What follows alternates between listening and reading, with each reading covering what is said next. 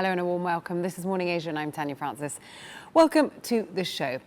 Coming up today, we're going to start by getting you all up to date on the top news this hour, as Iran has described Pakistan's top military commander's recent visit to Tehran as highly fruitful as Pakistan's negotiators move forward on ceasefire talks.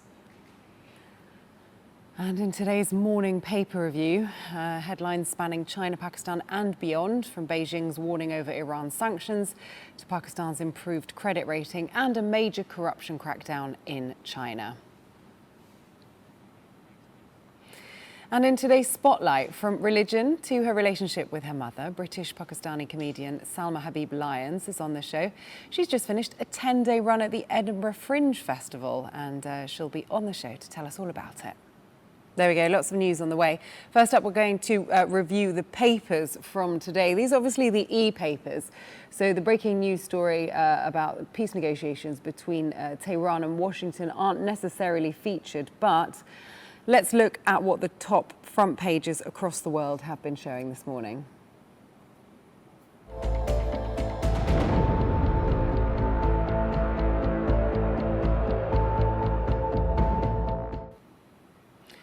OK, the Financial Times is leading with a warning from Beijing that it could retaliate if Washington expands its sanctions on Iran to target Chinese companies.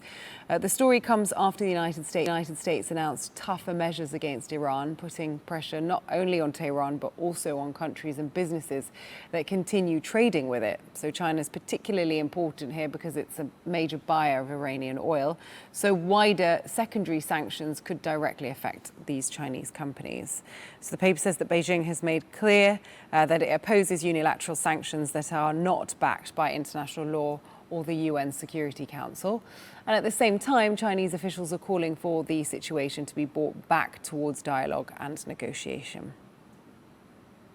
OK, now we go to the China Daily. They are actually not reporting on this story. Their headline instead is China tightens cross-border anti-graft fight. So they're leading with new efforts to strengthen the fight against corruption across borders. Chinese lawmakers are reviewing a draft law designed to improve cooperation with other countries in areas such as pursuing fugitives, recovering assets and tackling corruption involving international business. So the newspaper says that China has more than 50,000 companies operating overseas, making stronger rules for cross-border business increasingly important. So this draft law is presented as part of a broader effort to create a cleaner and more transparent business environment while strengthening international cooperation. Right, from China to Pakistan now, and the front page headline, stability prompts Moody's to lift Pakistan's credit rating. This is the e-paper from Dawn News, which was obviously published before the news that we're hearing at the moment of the peace negotiations and ceasefire talks. So at the time, the story that they went with was Moody's, the global rating agency, has upgraded Pakistan's credit rating. So Pakistan has regained a B3 status for the first time in 6 years. What does this mean? Well, it's linked to the improvement of stronger foreign exchange reserves, better debt affordability, and a return to international financial markets.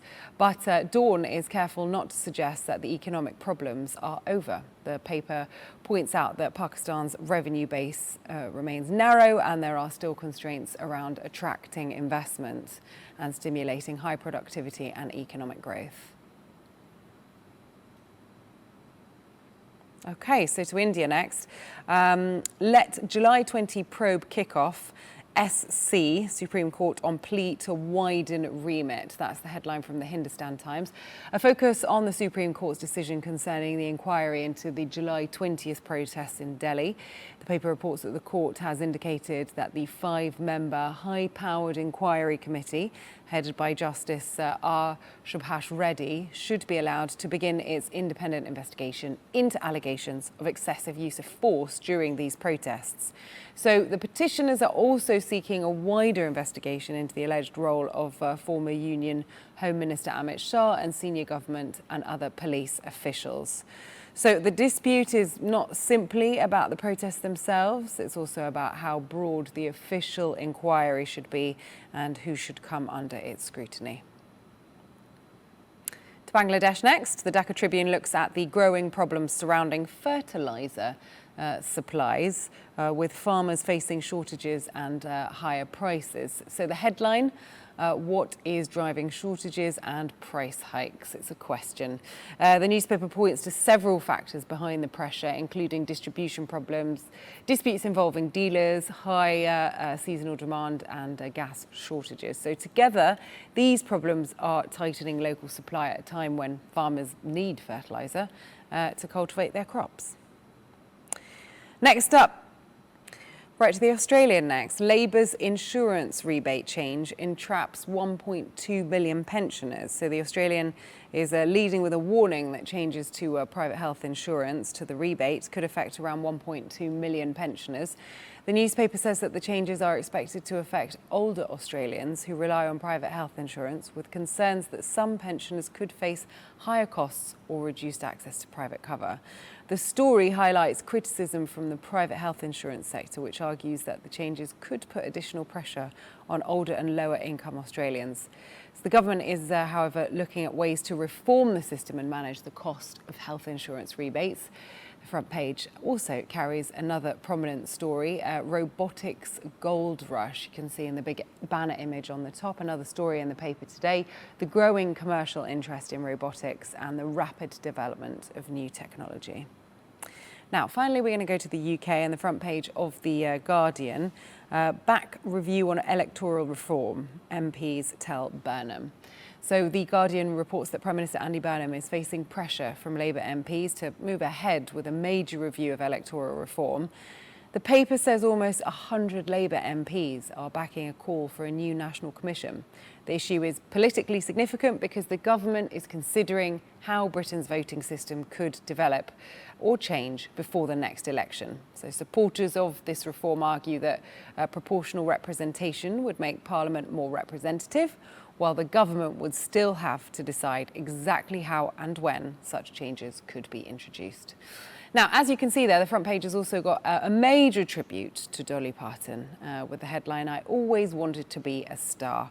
It just seemed natural to me." The Guardian is marking the life and career of Dolly Parton after she passed away at the age of 80.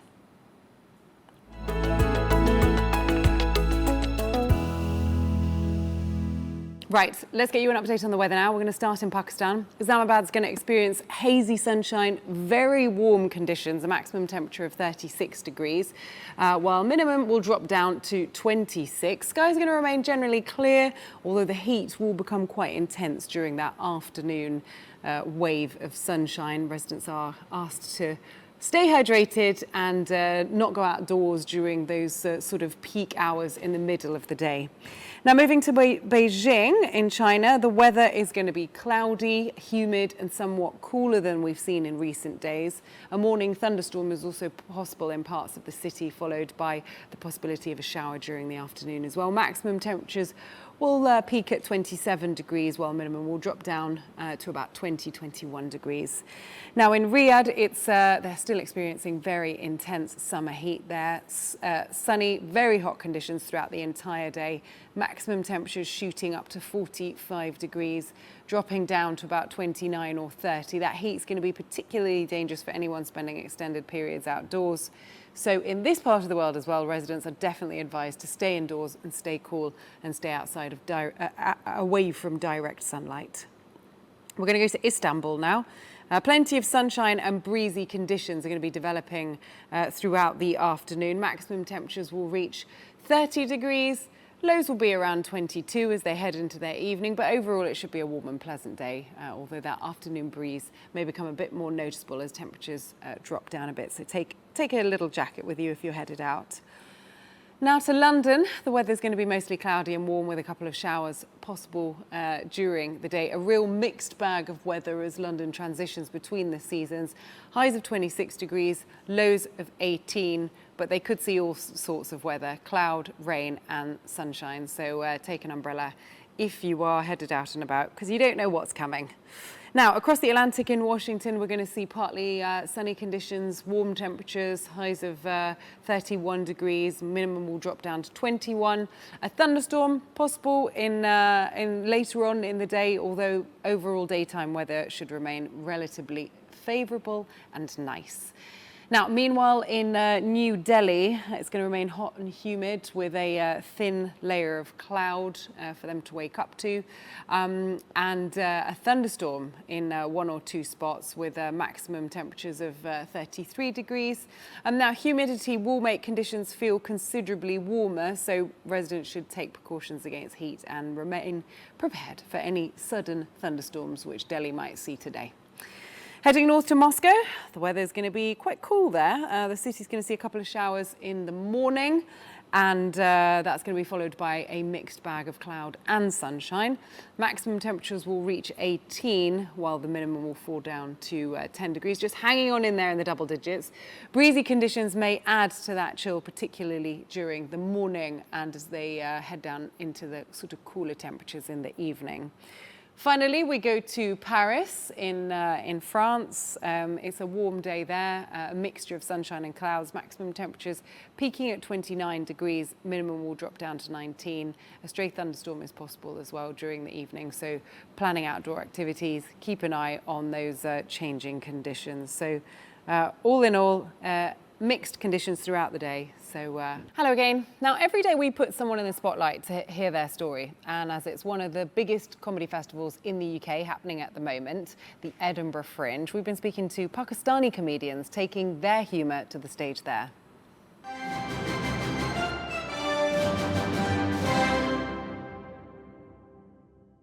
British-Pakistani comedian Salma Habib Lyons performed her first work-in-progress show at the Edinburgh Fringe Festival, where she puts her religion at the heart of her show. So stories of fallouts with her Muslim mother and how she navigates her husband's Irish Catholic family. So there's lots to unpack, and she does it all on stage at the Fringe. Let's meet Salma.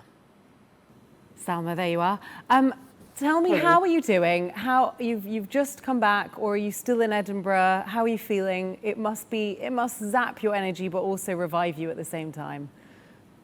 Yeah, I've come back. I did a 10-day run. I was in 11 days in Edinburgh, and it was my first Fringe, my solo sort of stand-up, what is known as a work in progress, and it was exhausting for sure. But I've had a pretty great first Fringe run, which is pretty cool for a new act. Yeah, I'm pretty pleased with how it went. I mean, congratulations, because I know as a comedian, when you're putting yourself out there, it can be nerve-wracking, especially taking part in the Fringe, which is huge. It's one of the biggest platforms out there to do it.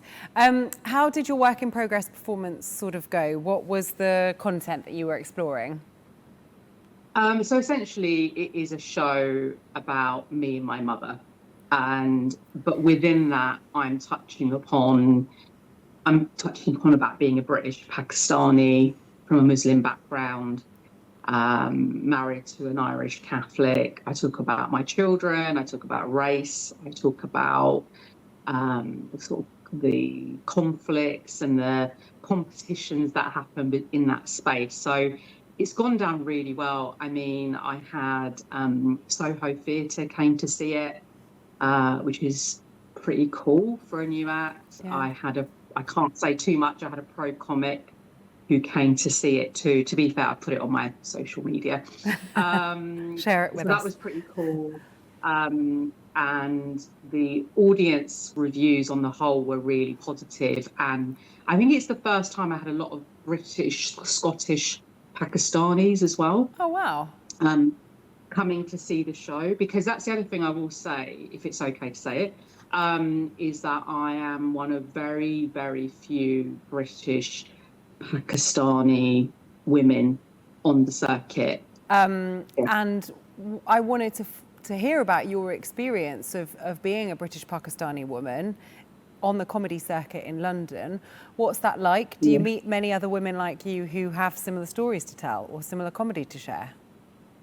I think there are points of intersectionality for sure, like overlaps, right? However, I think one of the reasons why I'm doing quite well, and again, I know that's unusual for a British person to brag. We love it. Keep it coming. Exactly. But actually, I think I have a quite a unique voice because there are, I mean, the assumption is, and, I don't have any problems with my Indian brothers and sisters, but I don't think I've ever stood on a stage with a fellow British Pakistani woman on a comedy bill. Again, I think I can count up to 5. But in terms of actually solo stand-up, I think there's about 3 of us. Wow, that's incredible. And I'm pretty new. Yeah, I know. And I didn't know that until, I think on the whole, I've been quite embraced. I've done really well for a short period of time, for 3 years. Yeah. And I'm doing this with a family, working as a full-time teacher. So I'm definitely part of the hustle culture as well in London. Why do you think that is? Do you think that's because the comedy scene is different in Pakistan? It's perhaps not at the same level that it would be in London or New York? Or do you think it's a cultural difference? Why do you think we don't see many British Pakistani comedians? I think there is one of the experiences that I've been getting from Pakistani communities in particular when they come to see my comedy is that I think we still have traditional conventions about what a woman is perceived to be doing. I think that is changing in lots of the workforces. The British Pakistanis make up, they're in so many different aspects and very successful in society. But I think the stand-up in particular is it's one of the rawest form of performing you can do. And so I think that, and also I don't think we have been fully supported within the institutions. There's not been the expectation that we can do this.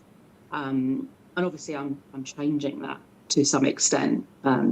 Yeah. And I think again, it goes back to when people talk about South Asian, they're specifically talking about particular groups. And I don't think Pakistanis are necessarily put into the mix of that. But I think part of that is also, I did come from a very traditional background. And I think on the whole, women have a very important central role in Pakistani families. Trust me, my mother is a formidable figure, as I describe her in my show. But I think in certain spaces, we're not meant to be loud. We're not meant to be projecting. But I think that's changing. That's changing for sure. Yeah. Stand-up seems to be, I mean, haven't done my research, but stand-up seems to be one of the last places, there probably are others, where there's not as much Pakistani representation. And I realised that when I was in the green rooms of a lot of the clubs and the circuit. I mean, regardless of where you're from, entering into the world of stand-up, it takes a certain kind of person. It's difficult, it's confronting, but if you're good at it, then it's an incredible life to lead. You recently featured in a BBC sort of film documentary about exploring your religious background through comedy. Let's talk about that. So what is it like? You mentioned that a lot of the comedy is about your relationship with your mother and about religion. How have you decided and chosen to explore that? I think, obviously, from a funny perspective, it is more about the relationship as opposed. I'm a political comic. I'm definitely making political comments. Maybe more about racism that we've experienced, but I do it in a funny way.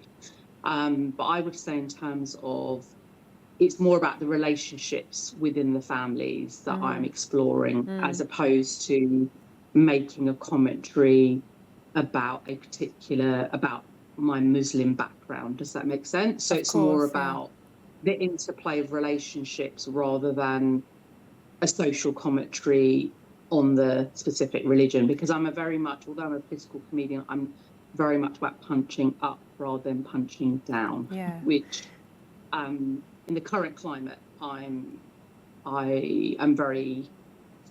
I have a responsibility, I suppose. You know, Do you think some people come and watch the show and either don't get it or perhaps disagree with what you're doing? yeah, for sure. But I get that. I mean, it's interesting because largely it's been positive.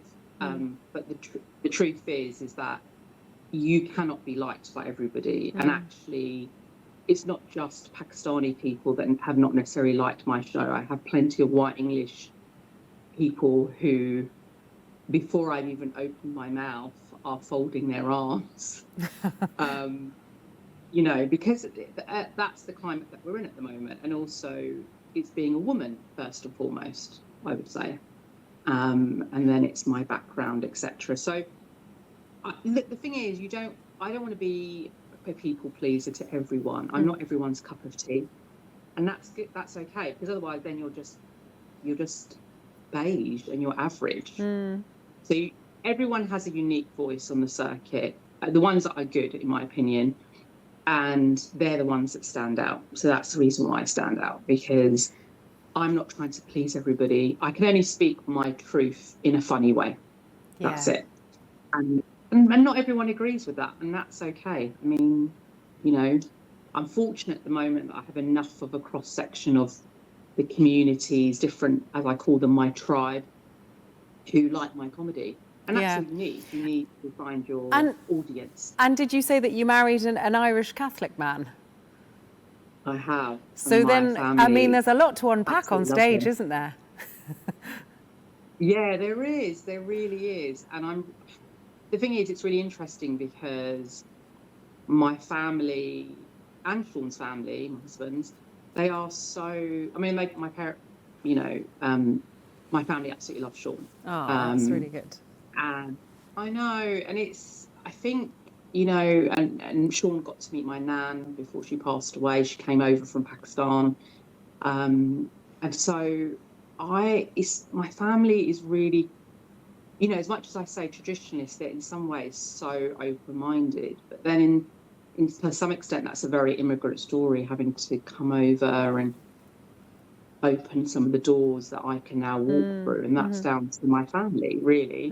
And the traditional immigrant work ethic has definitely lends itself to the hustle culture. But I'm very fortunate in that my family have been very good with that. I definitely open the door for others as well. Yeah, 100%. Well, when you said hustle culture there, having lived in Pakistan for a year now, I can see that in so many people, that hustle to, you know, keep going.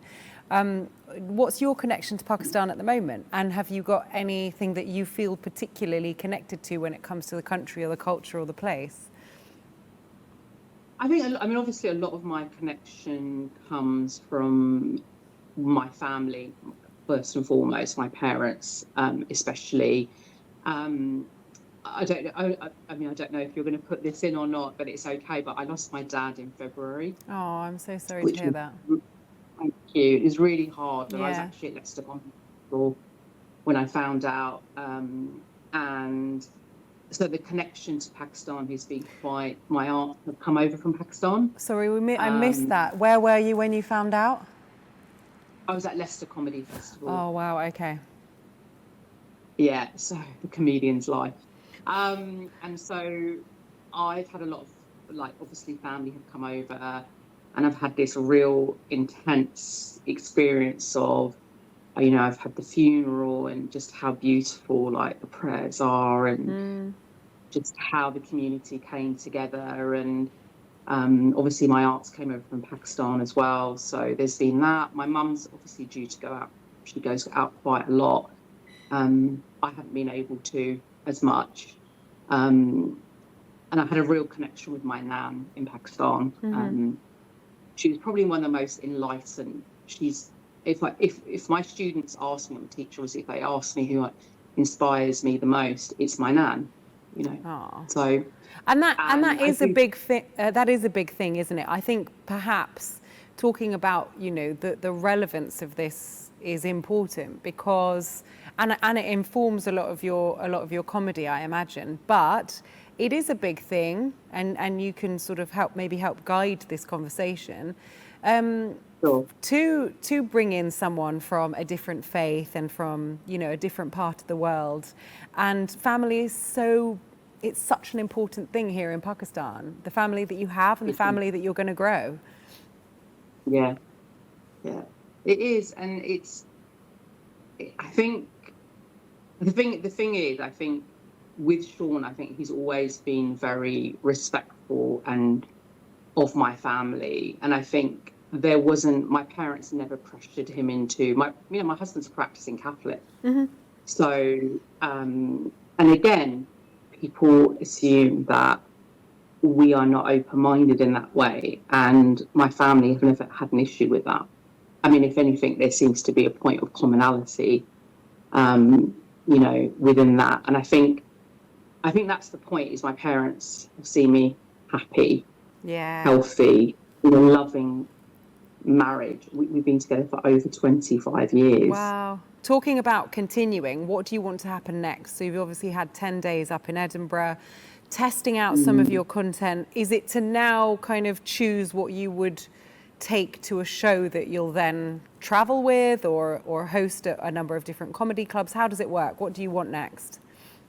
So the idea is actually, the work in progress it did really well when I was in Edinburgh, and the idea is to debut it as an hour. Mm-hmm. So I have space to pad it out because I have to listen to the audiences. I'm very fortunate. I have a director, and so I'm in the process of applying and having conversations with particular theatres, because the work already starts. I have another show in October that I'm doing in Surrey, which will form as part of an application, because the actual goal is to have a theatre production company that will take my show next year. Mm-hmm. Because there has been a buzz around my first Fringe show. Other new acts may be watching this, they may not, and they will be aghast at my ambitious plan. But it's actually not it's doable, essentially. Yeah. So because of the run that I've had, it's unusual. I sold out. I had a good number of audiences coming in every day, which is unusual for a new act, because normally you have low numbers and you have cancellations, and I didn't have that for a whole 10 days. And it's like my director said, there's an appetite for the funny stories I'm telling. Yeah, well, it must be also word of mouth. People have watched you and then will say, oh, well, she's playing here, we have to go there. I know the comedy scene is very much like that. What was the kind of the area of comedy or the joke that you made that you think was received the best throughout your showcase? Oh, gosh, that's a good one. Oh, my God, there's too many. God, I sound so arrogant. I'll put you on the spot. It's difficult to say. I think I think it's more about the themes they resonated with, I would say. It's just that, to be honest with you, my jokes can be a little bit on the edge, I would say, probably for television viewers. I would say come to my show. I think the theme of the mother-daughter relationship really hit home, and I think that's why everyone can relate to a mother or a mother figure. And so I think that was the thing that resonated the most, the competition, the ping-ponging between my mother and I, and the funny moments, and then making jokes about my relationship with the children and all those sorts of things. So actually, I think it was more, that's what I mean about there's an appetite for that. Yeah. And I was really fortunate, because my audiences are not, everyone assumes they're all brown. That's not true. I have cross section, like I said, white, black, old, young. I had a really young book club that came to see me. They were people of colour, so it was just black and brown young men and women who, Edinburgh Book Club, who had done a vote to work out which act to come and see, and apparently I won. So the front two rows were just this cute Edinburgh Book Club. That's so sweet. I know. And I think so. I think one of the things is definitely the fact that I'm doing well. The fact people are seeking out, interestingly, comedians of color. I think the Irish and Pakistani is drawing in people. Intrigue. Um, Intrigue as to yeah, what you're going to explore. Oh, yeah, because no one else is doing it. So yeah. why not? And that is that's the key, really, isn't it? Bringing something new to people. Yes. That's probably why so early on it's getting a lot of attention, is because it's so rare to find new stories. And thank you for sharing that story with us and waking up super early in the UK to come on and chat with us here at Morning Asia. We really appreciate it. And best of luck. Good Oh, luck it's with been whatever lovely. comes Thank you for next. having me. Thank you for having me. Okay. Thank you. Have a nice day. Thank you. Bye. Bye. There we go. That was Salma Habib Lyons. You can find her and her comedy online if you want to learn more about what she's up to. There we are. Right, it's goodbye for now, but on tomorrow's show, we hear about a convoy of 21 cars full of medical aid headed to the Ukraine from the UK. They're driving all the way. So tune in at 10 a.m. Pakistan time, GMT +5, to catch that interesting story about what's going to be happening in the next couple of weeks. See you then. Goodbye.